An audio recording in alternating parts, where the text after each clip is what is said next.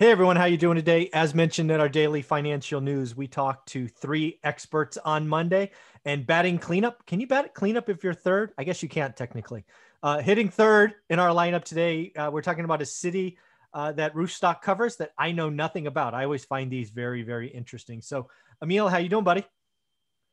I'm great. Thanks for having me on. So you're batting third. I guess that's not technically cleanup, huh? Anyways, my No, sports not analogy technically. failed. It's failed this morning.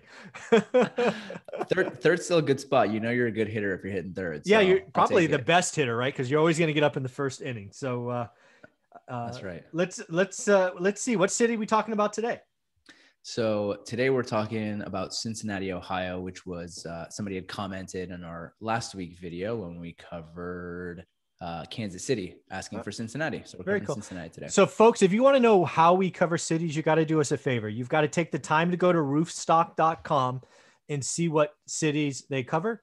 That's kind of the feeding into this because, again, one of the things that we're doing here is just trying to open up other areas, other cities, but we are using that as kind of a governor for this because some markets are too small and all of those things. So what did you find out about Cincinnati? All right. So our MSA name for Cincinnati is just Cincinnati, but it covers Oh, how Ohio. boring. I know. I know we don't have like three or four different cities, but cool thing about Cincinnati, the MSA actually covers Ohio, Kentucky, and Indiana, which I didn't know. I did not know that. 3 states. Okay. Yep. All right. Our greater MSA population is 2.2 million. I think we covered Kansas City last week, which right around the same. They're number 31. Cincinnati came in at number 30. Oh.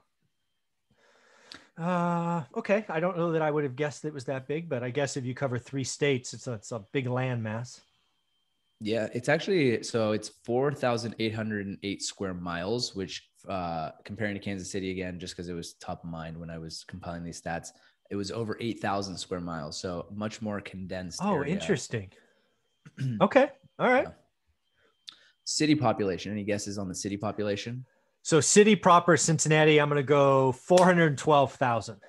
Close, not too far off. 304,000. 304? Oh, that Yeah. is that. I mean, I don't mean any disrespect, but that's tiny, right? For a big city. I mean, does that even put it in the top 100? It is in the top 100, so it's number 64, and it's a very tight area, 319 square miles. Oh, that's very much like San Francisco. I think San Francisco is like 182 or something. So yeah, that makes more sense, right? The reason it's so few is it's a very tight circumference. Okay. Yeah. Yeah, and St. Louis, which is one of the cities we covered before, they're kind of in that same range. I think their MSA population was like 2.8, and then their city population was like 300,000, just given how tight the city population is. Okay. So, all right. some cities are like that. I guess so. Our MSA population growth since 2010, according to census data. So Cincinnati is up 3.9%, and that's covering 2010 to 2019. All right. So was Kansas City the one that had double-digit growth? Was that Kansas City or was that the city before that? I think that was a different one. Okay. That was probably Raleigh or Charlotte, North Carolina. Oh, yeah, Charlotte, I think. You're right. Yeah. Okay, that makes sense. So slow and steady, not huge, but gaining. Yeah, that's definitely that's not birth death rate changes. That's actual growth, movement. Right. Yeah. Right. Our city population growth, a little bit less, 2.4% since 2010. But again, very small city population. Makes sense. Okay. MSA. Any guesses on median household income? Oh, I'm going to go 52,000. This one was a lot lower than I expected. So Cincinnati, 40,640. Ooh, that is much lower than I expected. Yeah, same. 40 grand, huh? Okay. Yep. And so, good news. So a lot of the stats we've been doing in all these prior videos, it's John Burns data. And so I was using November 2020 John Burns data, and they just put out a new report from March 2021. So all the John Burns data I'm going to be talking about, we got some updated numbers going forward. Nice. Yeah, new data. All right. So according to John Burns, our number of units of housing stock in Cincinnati is 951,000, and 31% of that is renter occupied, which is pretty standard par for the course for what we've seen so far. Yeah, they all seem to be right around that 31, 32. Again, the national average is 32.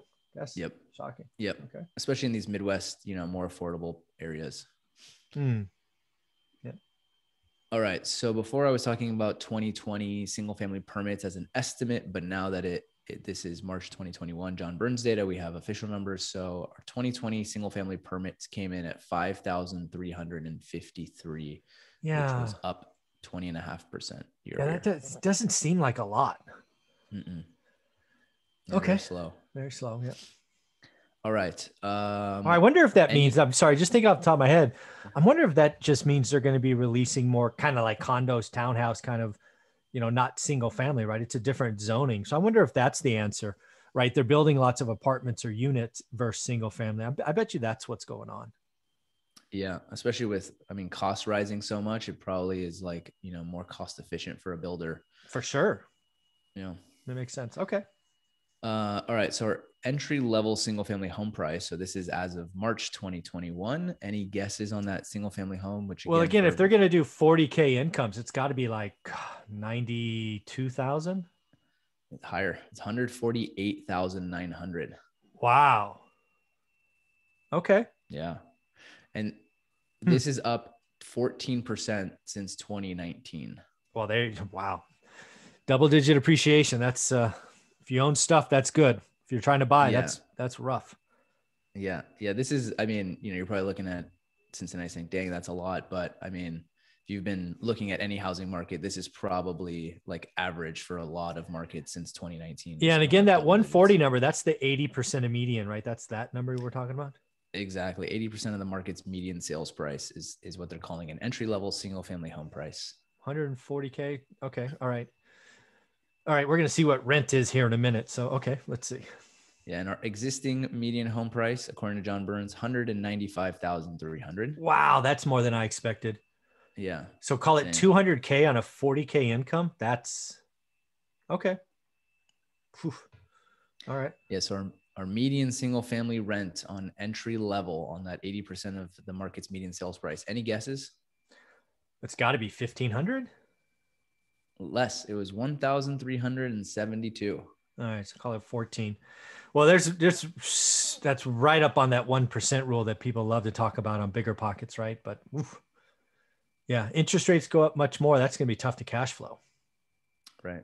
And one thing, so I was looking at Ohio when I was looking to, choose a market, and Ohio, or at least in Cincinnati, I was looking in Cincinnati because I have a friend who invests there. They have like super high property tax rates. So you're looking at like 3% on a lot of investor stuff. So another thing to keep in mind, high cash flow, but look into those property tax rates as you're running your numbers. Do they change every year? Do you know, like Texas, or are they more like California where it's controlled? That's a good. I don't know if they reassess like property value and then reassess your property tax. I would assume so, but I'm not sure. Yeah, no idea. That's definitely know that. Definitely learn that. Yeah. People in Texas are finding that out, going, "Oh my God, my property taxes can go up every year." Oh my God, it was positive. Now it's an alligator. Ouch. Yep, it can happen. Yep. So our rent growth on that entry level home price since 2019. So we said 1,372, only up 2.2% since 2019. So pretty tepid. Yeah. Well, you got that. You're pushing the upper bounds of affordability, right? Yeah. You're making 40 grand a year. You're spending so what's 1,400 times 12? That's what, 14. So 16.8. You're spending almost half your income before taxes, right? Yeah. On rent. That's crazy. Okay. Yep. Our single family gross yield came in at 9.1%. I'm not sure I buy that number. I mean, I know that we've been using it as a standard, but if I'm thinking about that plus property taxes and all those other things, I'd be running my Excel spreadsheet, because I'm not sure that calculates in my head quickly. Maybe. Well, I think with gross yield, they're just looking at a year's worth of rent divided by the purchase price. Okay. Got it. Oh yeah. Then yeah, you're almost 10%. Yeah. Yeah. They're not factoring in anything like, all the things you'd have to factor in as a landlord, just looking at rent. Just top line to top line. Yeah. That's probably exactly how they get that. That makes sense. Okay.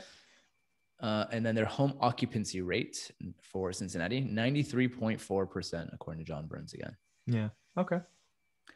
All right.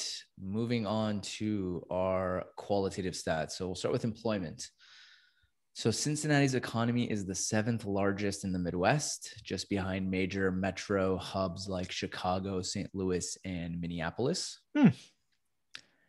We've got a couple Fortune 500s and headquartered in Cincinnati, which include Procter & Gamble, the Kroger Company, and Macy's. And General Electric's Global Operations Center is headquartered in downtown Cincinnati as well. All right. And our 2 largest local employers in Cincinnati are the Kroger Company with more than 21,000 people and the University of Cincinnati with about 15,000 workers. Interesting. Okay. All right, moving on to our rental and real estate market stats. So according to Zillow, home values in Cincinnati have grown by 48% over the last 5 years, and that's as of November 2020. Wow. Anybody bought in the last 5 years is doing okay. Yeah, definitely. I think Kansas City we were looking at last week was like 51%. Yeah, so 51. Again, a lot of these Midwest markets kind of healthy growth over the last all that California money coming out buying cheap homes. Exactly. So home values in Cincinnati have increased by 11.8% year over year and are forecasted to grow by another 11.2% in the next 12 months. Wow. And that's according to Zillow again. Double digit. I mean, I've only seen that a couple of times in my career where you see double digits 2-3 years in a row. That, sooner or later, we're going to talk about a bubble. I mean, sooner or later, it's going to get there. Yep. But I mean, for anyone who's watching your channel, looks like right now, just given the environment, it looks like things aren't headed that way, but at some point. Yeah, at some point. I mean, you go to 11% this year and 11% next year and 11% next year. I mean, eventually you're going to hit that affordability. It's all about that affordability, right? Affordability today, again, the only market I know, Fresno's in the mid 40s. I'm not concerned until the mid 20s, and I get really concerned at 20. But do the math, do the work. Let's see. Yep. All right. So according to realtor.com, of the 42 neighborhoods in Cincinnati, Mount Lookout is the most expensive with a median listing price of $430,000. Mount Lookout. Wow. Yeah. Okay. I guess it's on a hill. I have no idea. I would hope so. I would hope so, right? That'd be terrible. You move to Mount Lookout and it's just like flat and you have no views. You go to the second story to look out. Yeah, exactly. Yeah. You're an out of towner. You buy sight unseen, you move there thinking you're gonna have these awesome views. That's funny. Most affordable neighborhood for buying a home in Cincinnati is East Price Hill, where the median listing price is $104,500. Interesting. $104,000. Okay. And so our quality of life, the fun stuff we like to end on. I wasn't able to wrangle up too much for this section, but what I was able to find, Forbes ranks Cincinnati as the 44th best place for business and careers and among the top 90 places for the cost of doing business and education. Yeah. And then the other one I found out was Cincinnati has the largest Oktoberfest in the US. That was a new one. That's a fun one. I didn't know that. I would not have guessed. Yeah. No, I definitely would not have guessed Cincinnati has the biggest Oktoberfest, but fun fact. Very cool. Yeah. The other thing we've got to really answer for ourselves, again, what we see going on is what are millennials thinking? And I've not read any articles. And again, I've read maybe a dozen, so there's probably been hundreds written about millennials listing Cincinnati as the spot to be, right? Those are things that are going to become really important over the next couple of years. Where do millennials want to go and really call their own? So Cincinnati, get on it. Make the millennials come. There you go. All right, folks. So Emil, thank you very much for doing this. It's always fun. If folks go to Roofstock, there's a link below. If you sign up, you actually buy something, you get $1,000 back. But again, go sign up. Tell us what cities you want to look at. Maybe we'll talk about it next week. Thanks, buddy. Thanks. Talk to you soon. Yep.